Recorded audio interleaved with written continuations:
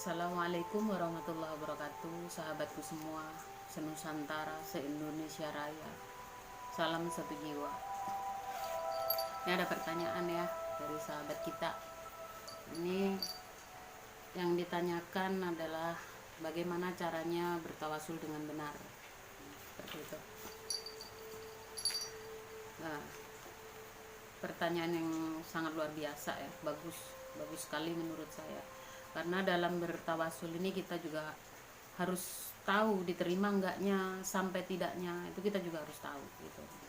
Nah, lalu kemudian yang namanya tawasul ini, kalau orang mengatakan biasanya tawasul ini diidentikan sebagai hadiah Al-Fatihah buat si A, hadiah Al-Fatihah buat si B.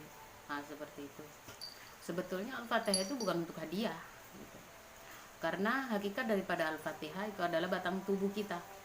Hakikat daripada Al-Fatihah, sekali lagi saya katakan, itu adalah batang tubuh kita ini. Mau dihadiahkan kemana? Batang tubuhmu mau dihadiahkan kemana? Harus paham dulu yang dimaksud dengan Al-Fatihah itu hakikat yang terkandung di dalamnya itu seperti apa, bagaimana, itu harus paham dulu. Begitu sudah paham, nyaman kau mengerjakan, begitu. Jadi namanya Fatihah itu sebetulnya bukan buat hadiah, bukan. Jadi Al-Fatihah ini hakikatnya menyiapkan diri untuk menerima kucuran rahmat dan karomah daripada seorang wali yang datang mengunjungi kita, seperti itu. Nah, jadi kita harus paham juga, harus tahu bahwasanya tanda-tanda wali hadir di sekitar kita harus tahu, harus paham. Karena sesungguhnya wali itu tidak bisa diundang. Siapa yang mengatakan wali itu bisa diundang? Gak bisa. Wali itu gak bisa diundang, ya kan? Jadi kita ini cuman diwajibkan mengetahui atau menyadari kehadiran seorang wali tersebut. Jadi ini contoh ya, contoh. Kita ini nggak sedang memikirkan wali tersebut. Kita nggak sedang berpikir tentang wali tersebut. Kita juga nggak sedang menghayalkan kehadiran beliau. Tapi tiba-tiba kita ingat sosoknya, gitu. Nah, itu tanda bahwasanya seorang wali itu ada dan hadir.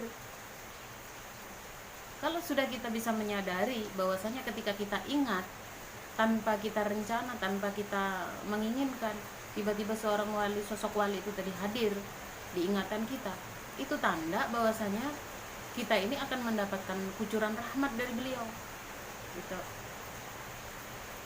Lalu kemudian Fatihah ini tadi kamu harus gunakan gitu. Jadi kita membaca Al-Fatihah hakikatnya untuk diri kita. Bersihkan diri dengan Al-Fatihah. Diri ini katakanlah ibarat gelas ya, gelas kotor itu bersihkan. Supaya apa? Kalau orang mau minum itu kan biasanya mencari gelas yang bersih. Sama wali pun begitu, ingin mengucurkan rahmatnya ini tadi juga mencari wadah yang bersih. Nah, kan tetapi wadah yang bersih ini jalannya bagaimana? Kan gitu.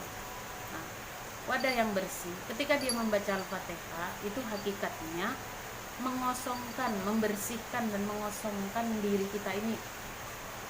Itu hakikat daripada membaca Al-Fatihah.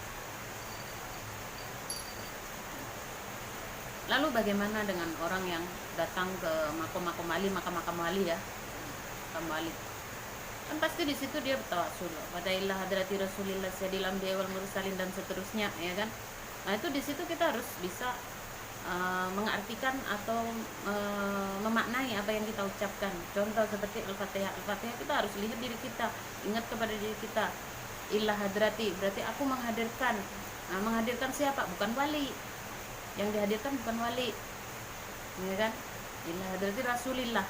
Nah, Rasul ini kamu harus tahu kedudukan di dirimu yang mana.